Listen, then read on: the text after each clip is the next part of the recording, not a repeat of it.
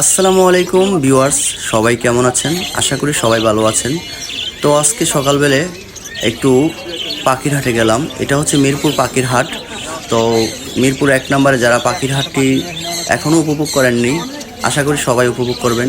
কারণ যদি আপনি ক্রয় নাও করেন, কিন্তু পাখির হাট দেখতে যাওয়ার শখ যাদের আছে, অবশ্যই আমার মতন চলে আসবেন। তো এটা মিরপুর 1 নম্বর মাজার রোডে।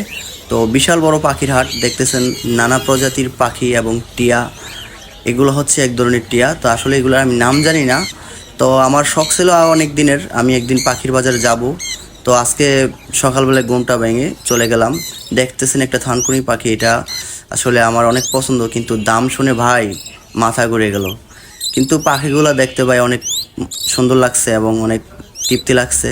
যদিও কেনার মতন সামর্থ্য নাই, তবে ইনশাল্লাহ একদিন সামর্থ্য হলে আমিও একদিন এই পাখিগুলো ক্রয় করব। তো